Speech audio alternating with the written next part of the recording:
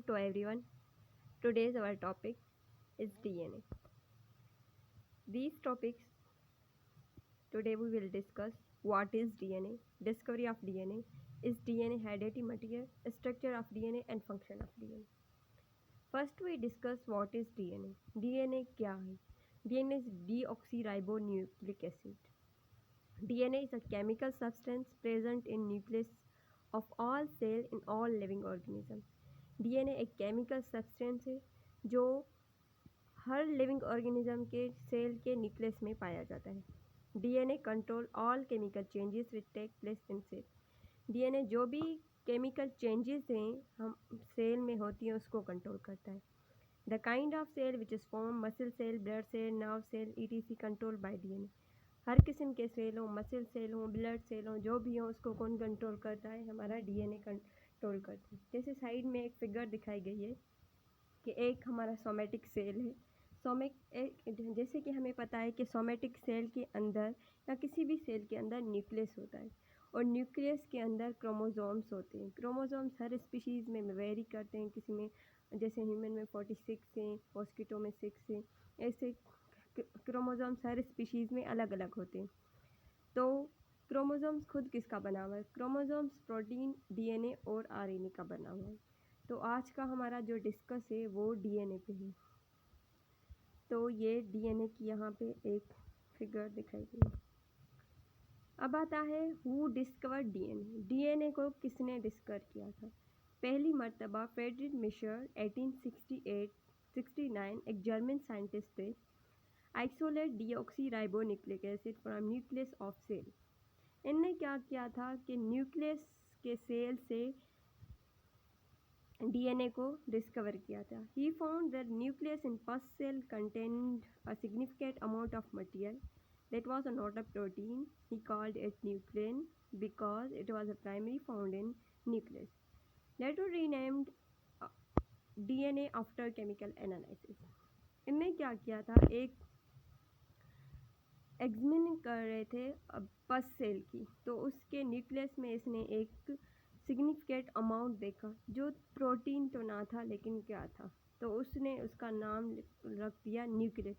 Further discovery, further analysis के बाद उसका नाम रखा गया डीएनए. उसके बाद जैसे कि हम बोलते हैं डीएनए हेरेडिटरी मटेरियल है, जो हमारे हेरेडिटरी मटेरियल है. मीन्स कि हमारी जो इंफॉर्मेशन होती है वो ऑफ स्प्रिंग से ट्रांसफ़र होती है. तो यहाँ पे है DNA is hereditary material given by Frederick Griffith in 1928. एक साइंटिस्ट थे फ्रेडरिक ग्रिफ्थ. 1928 ने इसने बताया कि डीएनए हेरेडिटरी मटेरियल है. DNA is hereditary material in human and almost all living organisms. Frederick Griffith was the first experiment suggested that bacteria are capable of transforming genetic information through a process known as transformation. इनने क्या कहा कि bacteria अपनी genetic material दूसरे bacteria में या किसी और लिविंग ऑर्गेनिज्म में ट्रांसफ़र कर रहे हैं, उसको हम ट्रांसफॉर्मेशन कहते हैं. तो यहाँ पे उसने क्या किया था? उसने स्ट्रेप्टोकोकस नमूनिया एक बैक्टीरिया लिया था और उसने 2 माउस लिए थे और स्ट्रेप्टोकोकस नमूनिया की 2 स्पीशीज ली थी.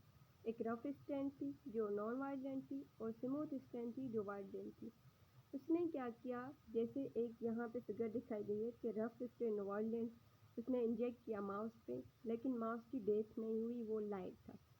दूसरा क्या किया? उसने स्मूथ स्ट्रैंड बैक्टीरिया जो वायलेंट था, जो पैथोजन था, वो माउस में किया था. माउस की डेथ हो गई, वो मर गया.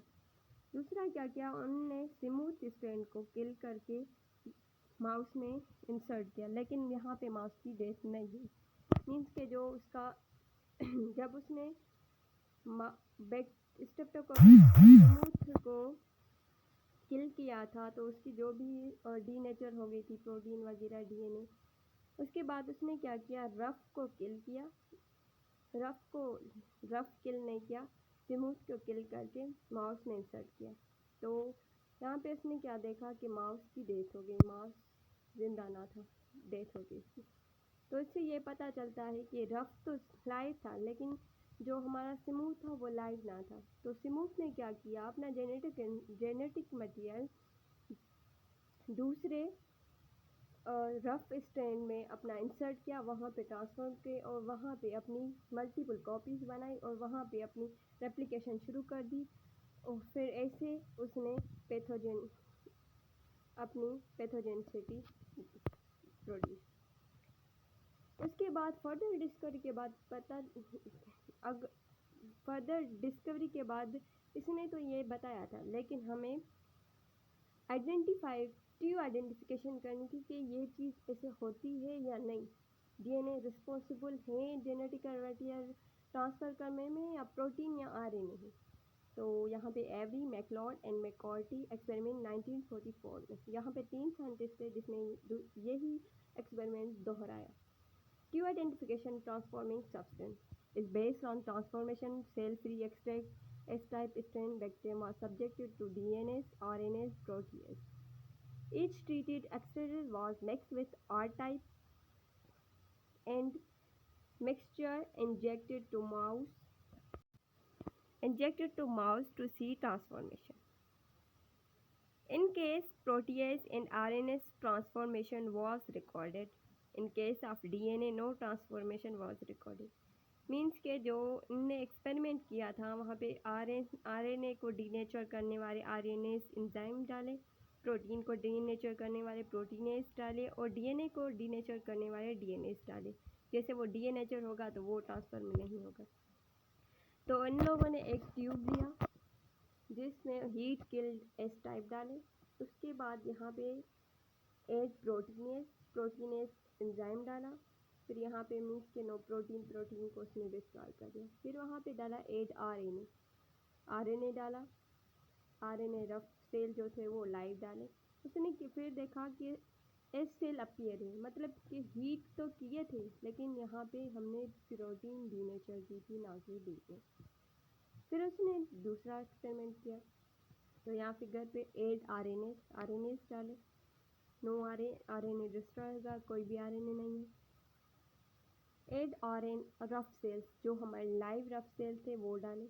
उसके बाद वहाँ पे क्या देखा कि एस टाइप भी अपीयर थी, मीन्स के प्रोटीन जो हमारा आरएनए है वो रिस्पॉन्सिबल नहीं है जेनेटिक मटेरियल ट्रांसफॉर्मर करने। फिर उन्होंने दूसरा ट्यूब लिया, उसमें हीट किल्ड एस टाइप डाले, लिपिड डाला, शुगर डाला। फिर उसने क्या किया, ऐड किया डीएनए ऐड करने के बाद मतलब कि इसमें कोई भी डीएनए नहीं था। फिर उनने एक और टाइप सेल जो रफ सेल थे वो डाले। तो यहाँ पे नो सेल अपीयर, मीन्स कि यहाँ पे डीएनए को डीनेचर किया जो हमारे एस हेड किल के थी।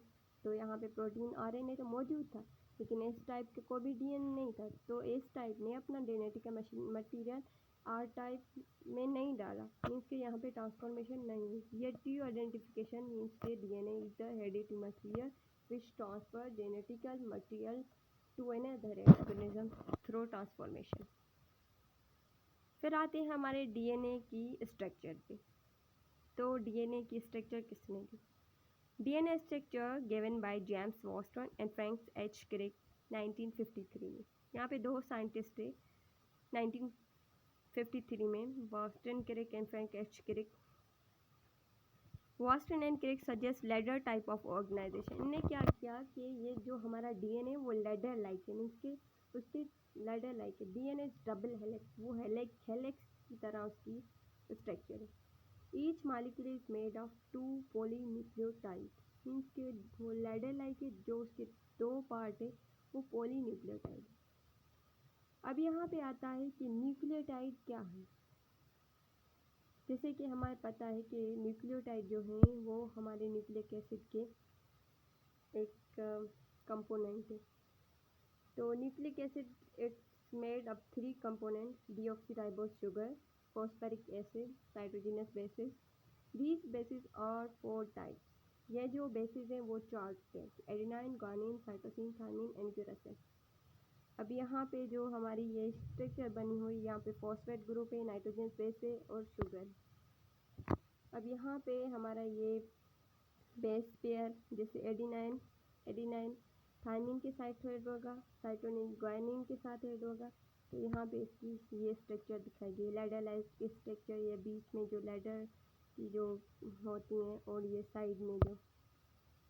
अब फंक्शन क्या है डीएनए के? Storing genetic information, direct protein synthesis, determine genetic coding, directing disposing for metabolic activities, evolution, heredity and difference. पहले जो हमारी जेनेटिक इंफॉर्मेशन है वो स्टोर करता है। प्रोटीन सिंथेसिस में हमारी मदद करता है, जैसे हमारे जीन एक्सप्रेशन में ये सारा प्रोटीन से कॉपी होके फिर न्यूक्लियस के बाद सेल में ये सारा राइबोसोम्स करता है। जेनेटिक मल्टी कोडिंग करता है।